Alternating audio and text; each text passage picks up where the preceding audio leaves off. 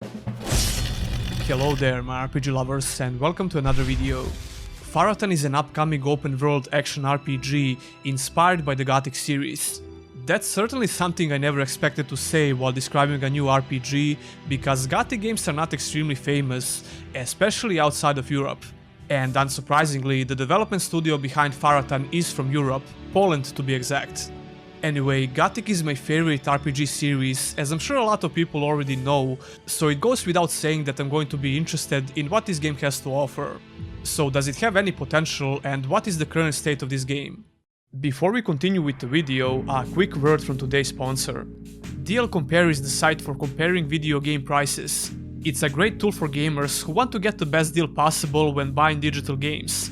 Just search for the game you want to buy and DLCompare shows you the place with the lowest price.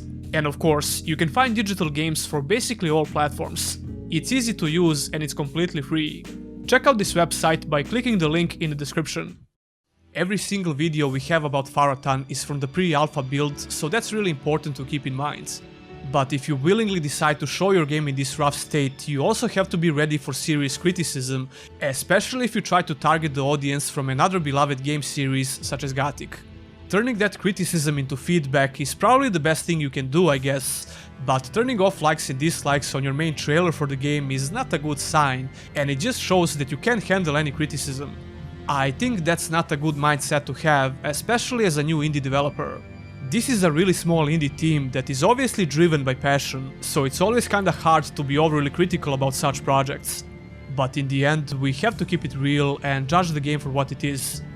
That being said, I think that Farathan does have some potential, even though the majority of features seem to be in a really rough state.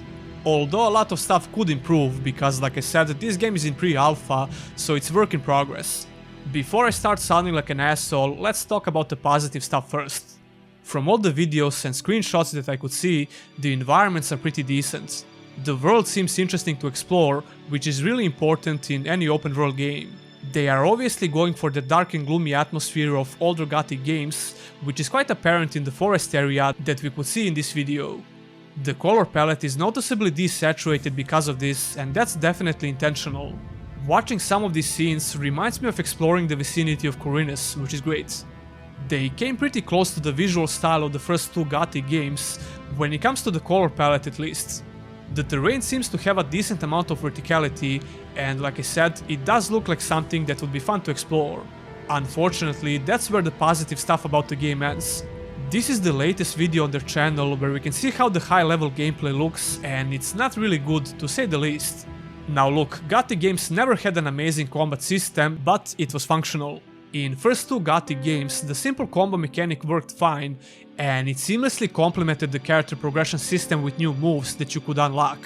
It was janky as hell with awkward controls, but if you put in the time to learn how it works, it felt rewarding and serviceable.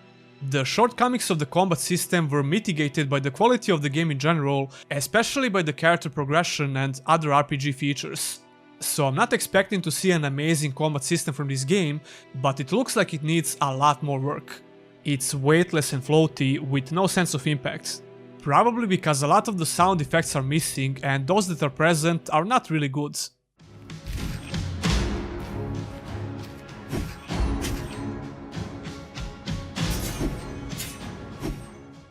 And yeah, speaking about the sound effects, some of them are almost insultingly bad.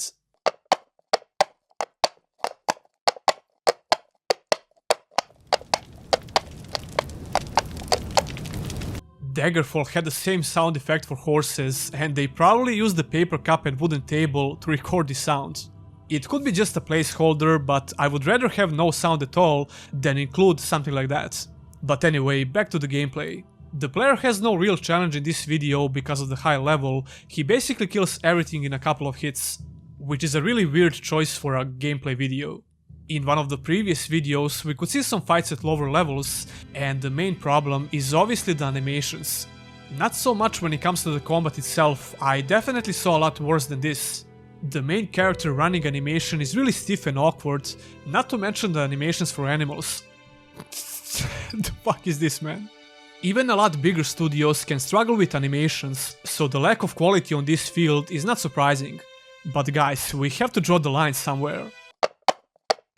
They plan to release this game in December, and I don't think that's nearly enough time to fix all these issues, especially considering the size of their team. When it comes to the other features like the story, I really wish I had something more positive to say, but I don't. Your father, the Emperor, has conquered Eleon province in a fast and bloody campaign. Yeah, that's the beginning of the trailer. To summarize, the game has orcs, there is a big evil in the world, you play as the Emperor's son, and only you can save the world. That's pretty much it. This is how they described the main character in the game. You start as the eldest son of the Emperor, Aristan, but you will be forced into hiding very fast, cause an assassination attempt on you will take place. But that is, after all, a good thing. As everyone thought you are dead, you regain the full control of the story. You can rebuild your father's empire, or you can help one of the old countries that your father has conquered. Yeah, this is actually on their Kickstarter page. I forgot to mention the Kickstarter campaign for this game. According to this developer, the main purpose of the Kickstarter campaign is to gather enough money for voice actors. Norris, I was training hard to finally beat you. Oh, for sure you will. I have a letter from Nistreth himself. Yeah, they gonna need it. If you visit their website, you can find this section about some of the promised content in the game. By the way, RPG means role-playing game, so it's role-playing game. They also have this in the Kickstarter title, Farathan, a Gothic-like role-playing game video game.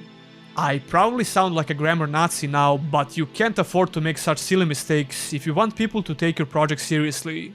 Is it really that hard to find one person who can write this stuff for you without such mistakes? Maybe, I don't know. They are not asking for a lot of money here, but I would be really careful before I consider supporting something like this. I'm the last person who wants to demoralize indie developers, and I'm still ready to give this game a benefit of the doubt. But anyway, back to the screen about those promised features. 215 unique NPCs, 55 monsters, and 100 plus hours of fun. Those are some big promises for a two-man team. Maybe it's not impossible to pull it off. We have some examples like Mountain Blades, a game that was developed by only 2 people. And let me remind you how Bleak Fate Forsaken looks now, another RPG that's being developed by only 2 people. But almost nothing about Farathan seems promising. It looks like it's going to be a spiritual successor to Two Worlds 1, to be honest. Some people came to Cormoran when you left. They asked for you. People. I wouldn't even make this video if they didn't label the game as Gothic-like. I don't like to shit on games just for the sake of it, and I usually choose to make content for the things I like. They might have pure intentions, but the title Gothic-like is really misleading, judging by everything we could see so far. There is a demo for the game coming out really soon, and I'll probably try it out. Maybe it will change my opinion, but I highly doubt it. To make such a huge RPG, having a good idea on paper and passion to do it is not enough. You have to be extremely talented and at least have a decent budget. Piranha Bytes is a small studio with only around 30 people, and when you consider the scope of their RPGs, that's truly amazing. It goes without saying that I would really like to see Gothic-like RPGs, but I'm afraid Farathan will be nowhere near that. And that will be all for this video. Tell me your thoughts about this game in the comments below, and do you think I'm wrong for some reason? Don't forget to subscribe for more RPG contents. If you want to support the channel in the long run, consider becoming a Patreon or a YouTube member. You can get your name on the end credits, as well as some other perks like early access to videos, Discord roles, my plans for future content, etc. That will be all, and I'll see you in the next one.